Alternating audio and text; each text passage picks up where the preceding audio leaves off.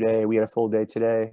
And so I imagine this meeting being kind of tight and light with regard to what's on the agenda. So I think with that, I imagine that the meeting ending a bit earlier than what we've done in the past. So Marian, we might be done by the time you have to go. And I think with that, you are treasurer, and so you are in line to then facilitate tonight's meeting. And so whenever you're ready, let me know. Yeah. Let me just pull up the materials. Give me one sec. Cool. Thanks, Earl. Gotcha. Yeah, I mean, if you want to. Yeah. So, yeah, a bit of a mission moment tonight. I think first and foremost, just thank you all yesterday for a strong showing with regard to focus group work with the board. Jim and I spoke last night, and he gave me a bit of a rundown and said that things went well overall. A couple of questions came up. I think what we can do is maybe debrief during the executive session on specific things. But in general, just thank you all for being there, representing school, being so knowledgeable with school. I think Jim's takeaway was that it was very apparent that you guys put in a lot of work on behalf of the school. And so we are appreciative. I just named that, like, while doing all this stuff, we have been carrying on school. And there have been a few things I think that represent who we are as a school that are important just to sort of name for this board, so you know that they're happening. So here we are in November. We're probably 50 days into the school year. And so beyond the renewal visit and all the work that's gone into that, I think even over the past 10 days, a couple of things that have gone on at school that I think are important are, we had our IAs in ELA and science at the middle school this past week. So finish those up. We'll report out findings from those next month. We closed out our academic term at both sites. We experienced fall athletic playoffs, both at the middle school and the high school. There was a big showing at our volleyball match a week ago, as well as a flag football championship. So lots of pride there.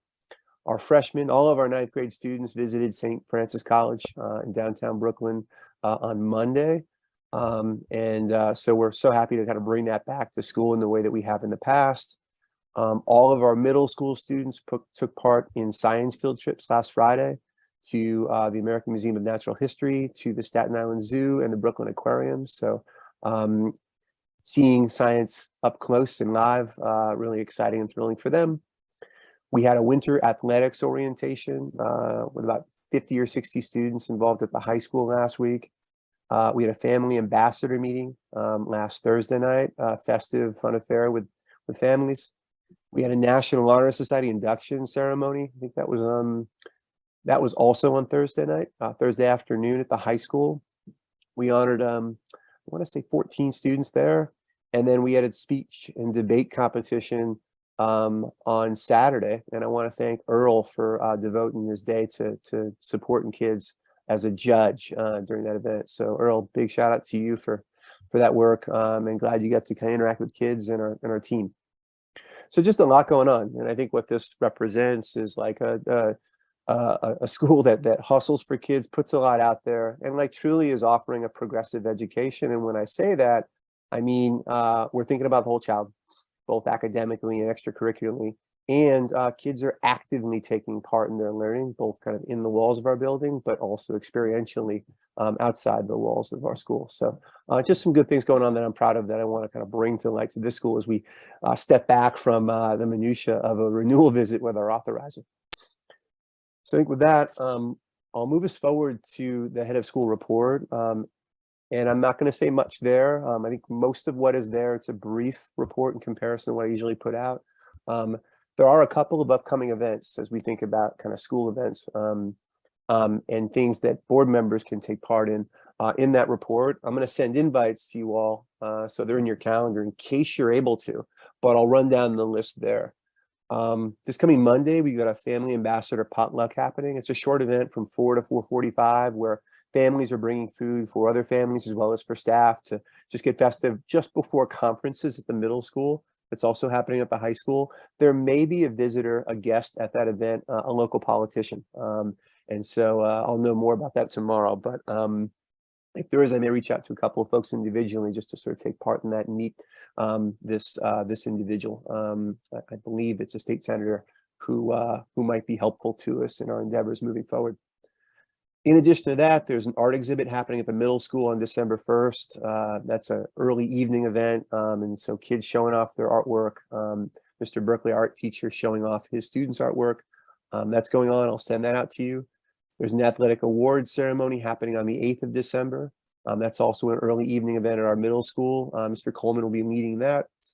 We've got a theater showcase happening at our middle school on the 14th. That's a Wednesday. That's an afternoon event, but our theater teacher is extremely talented as an educator and as a person of theater. And so that should be a great event for us. And then finally, on a Saturday, just before the winter holidays, on the 17th of December, we've got a winter dance recital happening at our middle school. And Ms. McCrae is also quite talented in her work. And we've done recitals in the past, not since COVID, so we're happy to bring that back. So a number of events. I think the vision for me is that not everyone needs to show up at all of these events, but I think having maybe individual board members pick specific events that work for them within their busy schedules, are interesting to them and their families, etc. Maybe showing up. And if you are, you'll receive a calendar invite, respond and give me a heads up. And if I know you're going to be there, we'll make sure you get some special attention and are able to be introduced to students and to team members who are leading those endeavors. So lots of stuff going on at school, and we want you to take part. You guys do a lot for school, and board meetings are, only so much fun that, also being in school, I think adds to the mix. What do you mean?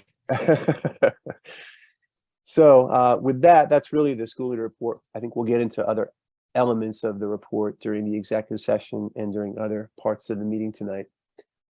With the dashboard, I want to highlight 4 tables that I think are worth highlighting this month. Can I just say one thing, Josh, before I forget? On the dashboard, we mentioned it during the authorizer visit, and they seemed interested in seeing what it looks like. So we should either send them a shell of one or an example of one or something. You can decide and work with us on what it is, but we offered and they took us up on it. Yeah, no, I think it's impressive. And Jim mentioned that last night during our call. So I think we can do that, and they'll kind of look things over to see sort of what is most appropriate to share with Paula and with Holly. So I'm going to share my dashboard. Give me 1 second. And I think, Chris, if you're there right now, and you are, I'm going to have you take the lead in sharing out updates on the first table of our dashboard, which is enrollment, something we always kind of focus on. And so, Chris, if you're there, take it away. Absolutely. So currently we have 543 students enrolled across both sites. We've got 267 middle schoolers, 276 high schoolers. Overall, full school, we're at 99% of our target of 546. So just 3 students shy of our target. Between last month's reporting in October, we did lose 7 students in total across both sites. I think we lost close to 9 or 10, and then a few new students enrolled, and I actually have a new high school student starting tomorrow as well. I looked up trend. Is this common? Is it similar?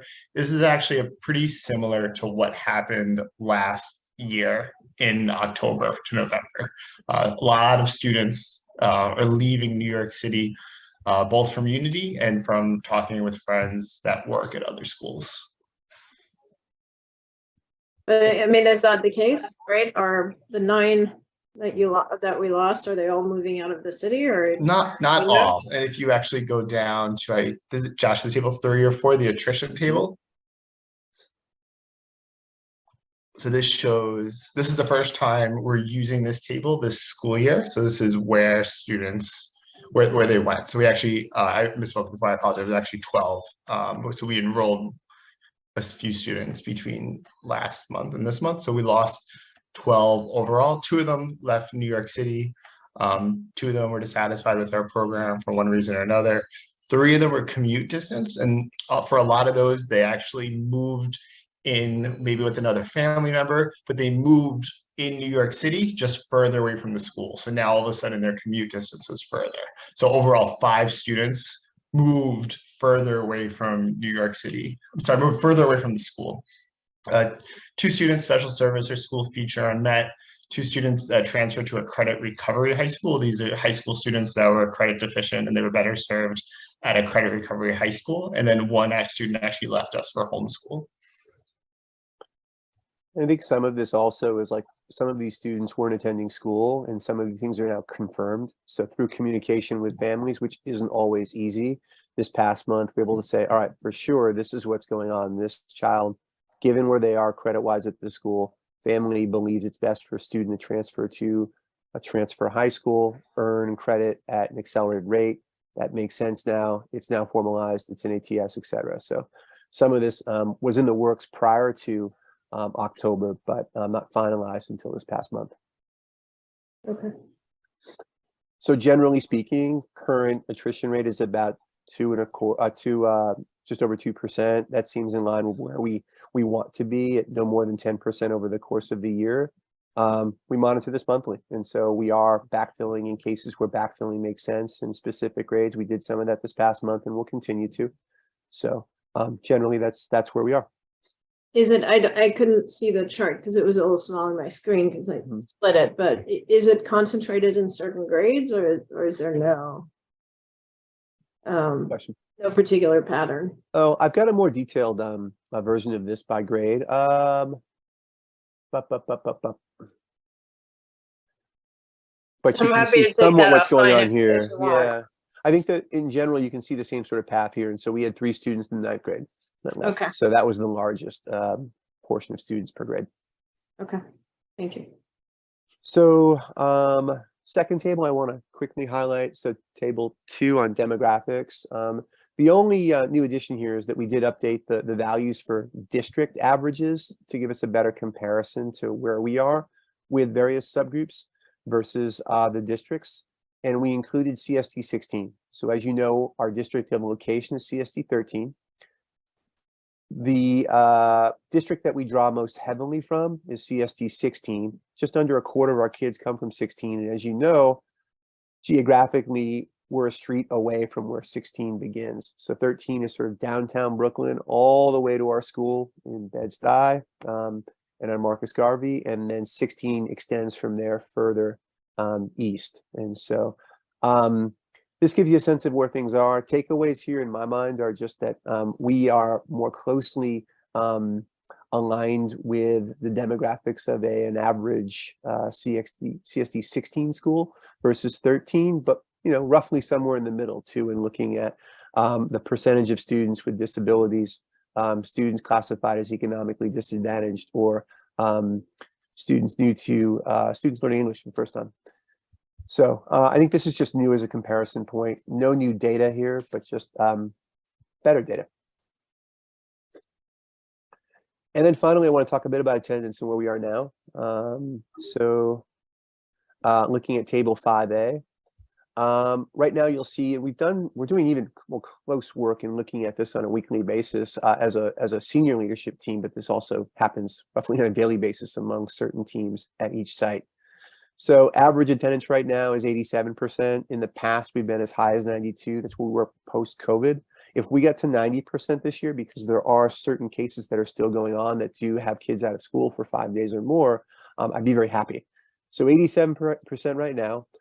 By site, we're at 88% and 86% at middle school and high school, respectively.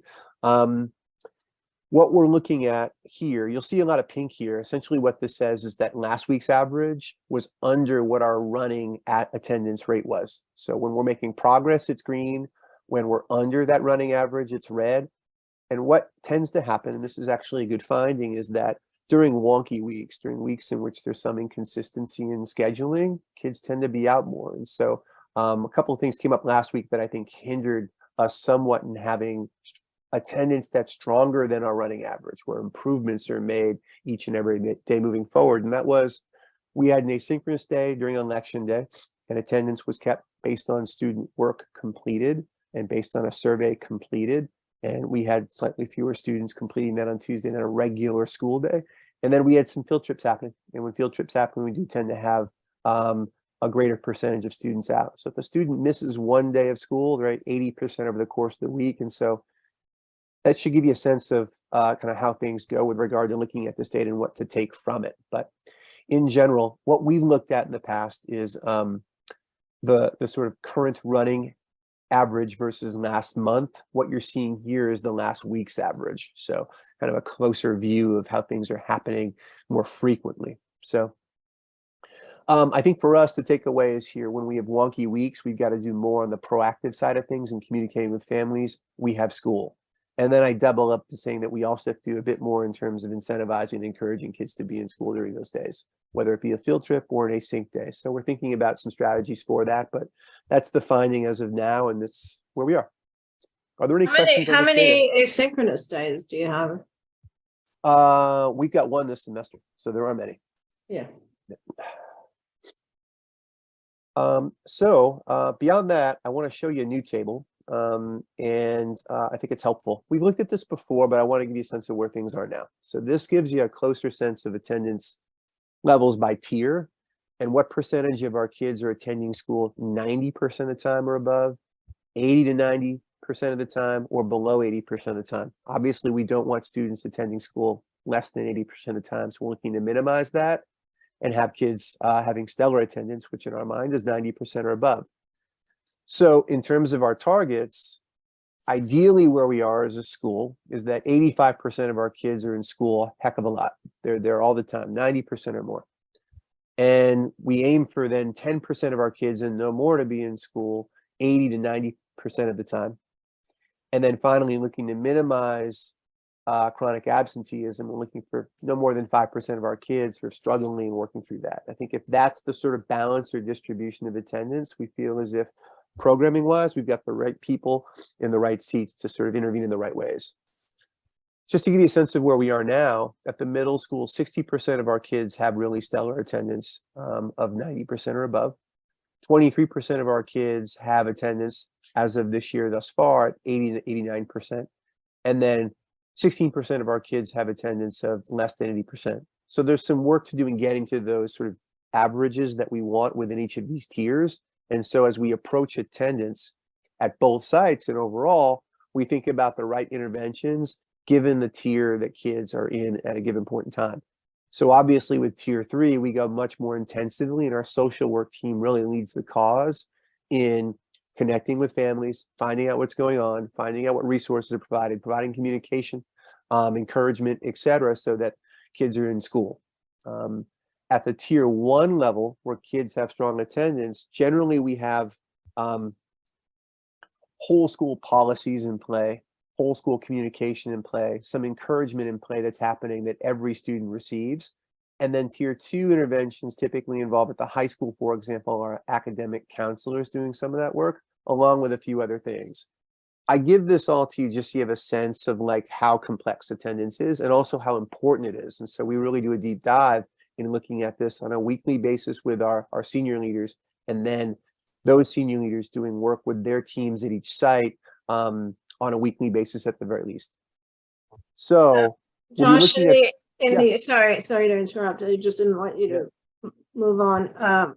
In the below 80% category, is it fairly homogeneous, or are there kids who almost never show up, or are there kids who are generally absent one day a week, or is there? I mean, how varied is it within that bucket?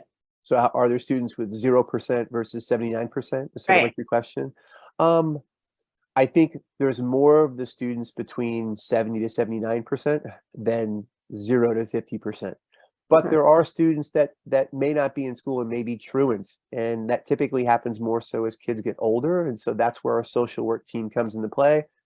In looking at above at some of the dashboard tables we talked about a moment ago, having 2 students transfer to a transfer high school because they weren't coming to school regularly and thus weren't going to get credit based on the programming that we offer, there may be a better option there that offers expedited credits or atypical times in which classes meet, that kind of thing. So it varies.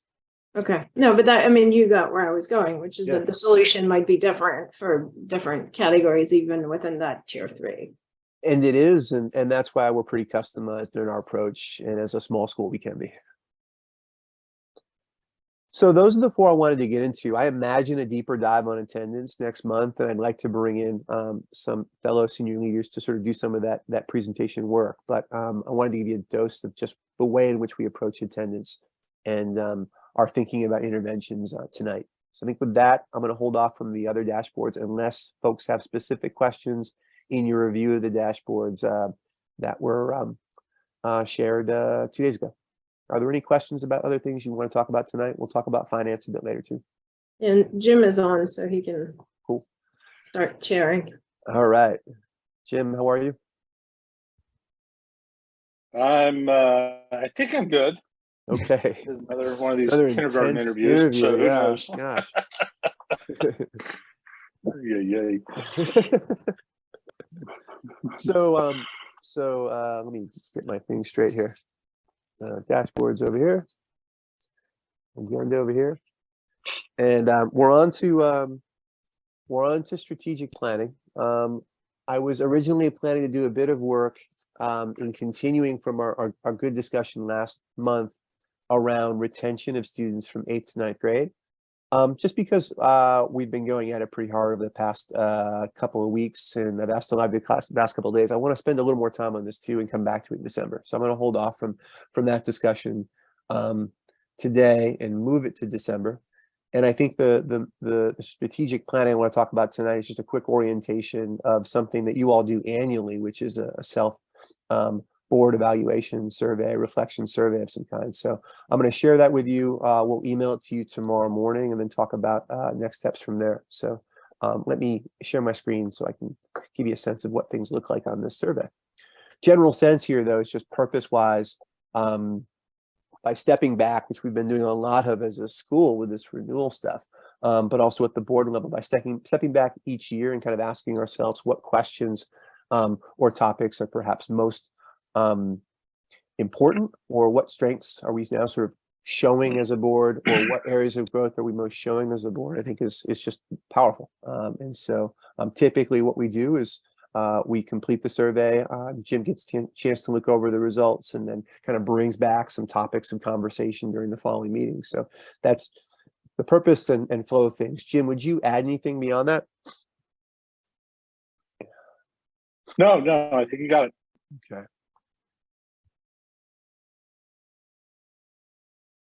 So in sharing my screen,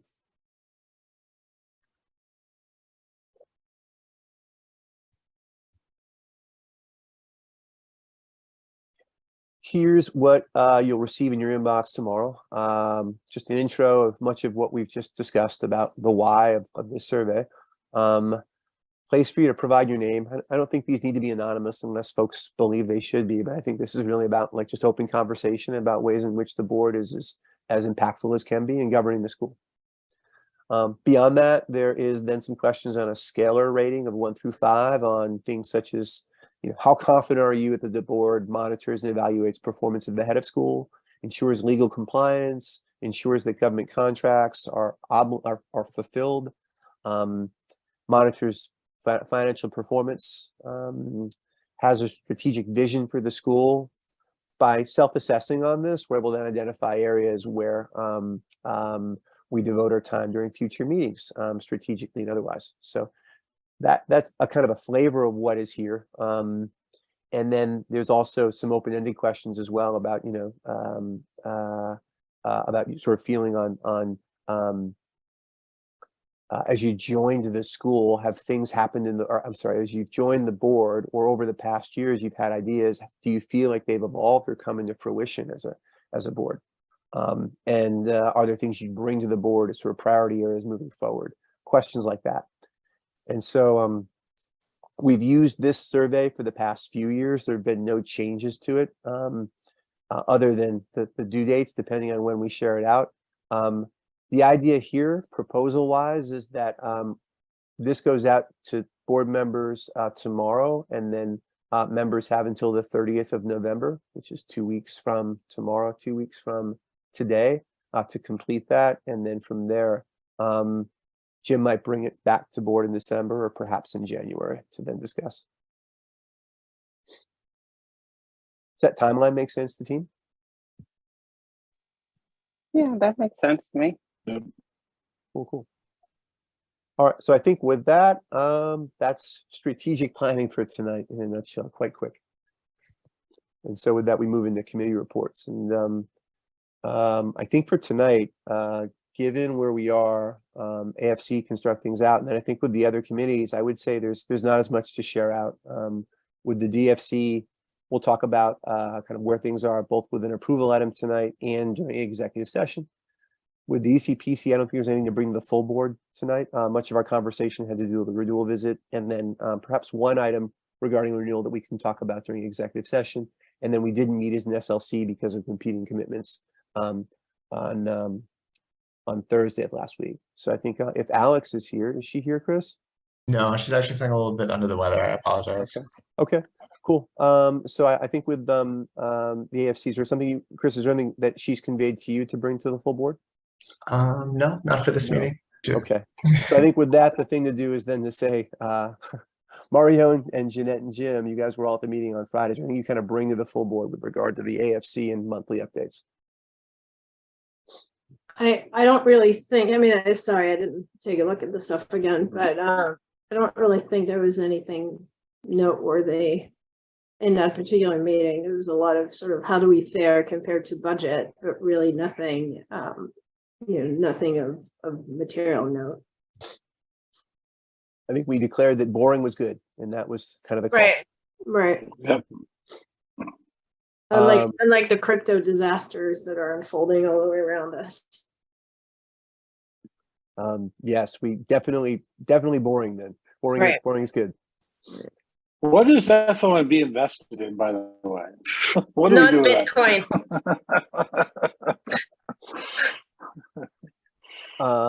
So I think, yeah, a related matter will sort of be discussed with regard to the proposed letter of agreements. I guess we'll get into that with the DFC. So with that, I think we can move into approval items, Jim. Okay. Do we have quorum? We do. Great. Okay. And I think, Josh, as we discussed, we need to move the second one to executive because of the confidentiality issues. Mario, what are your thoughts here? Yeah. For the I second agree. item, should we? But I think the idea is if we vote on it tonight, we can come back. So would it make sense to maybe after approving the minutes, go into executive session for a finite time period, announce that, and then come back in the meeting after that discussion has happened? Well, I think didn't Jake say he might be able to hop on later? Yeah, Jim. I also I think, Jim, the point is like we can't have proper board action unless it's public and broadcast. So I think we can do a sidebar so that everybody understands what it is we're proposing to vote on, but the vote itself should be in the right. Got it. Okay. Totally understand. Okay. So, first item up is the minutes from the prior meeting. Presumably everybody's had a chance to review. Are there any questions, comments? None. Could everybody turn their video on, please? Okay, all in favor? And all the hands. Thank you. Okay, approved. So now are we going to executive to discuss, and we'll come back to vote? Got it. Yeah, it's now 6:33. A school facility at 584 Dregs. All in favor? Trudy, are you able to turn on your video? There we Sorry. go. Okay, Yeah, thank you, everybody. Okay, terrific. So that item is approved. Okay, great, thank you. And then we go to public comment. Public. Josh, you want to talk about the next meeting? Yeah, so I think the December meeting will be heavy. We'll, as I said earlier, discuss I-1 results and some of the work we're doing in relation to that. We may talk about perception data coming from stakeholders from the fall and what we're doing in response to that. As I said earlier, want to talk about attendance a bit more at the full school level and the tiered level. And then the retention analysis that we put off tonight, would like to circle back to. In addition to that, if we feel like December's the time, we would also discuss in executive session. The board would discuss the self-evaluation survey results. Right. Remind me what day Okay. the December meeting is, Josh? Yeah, give me 1 second. Chris, While if you're you, looking, if you've got it handy, Chris, go ahead and shout it out. I want to say it's the 13th. Okay. Could you resend the invite if you've sent No. it? It's No, the it's the 20th. 20th. All right, there's no way I can make a meeting on the 20th, so you're gonna have to count me out on that one. December, I don't have that. Ooh, Are you guys still in school on the 20th? Yeah, Yeah. we're off that Thursday, which is our last day. Okay. okay. My kid is up Right, at the good. 17th. Yep. Okay, should we move to a quick executive session?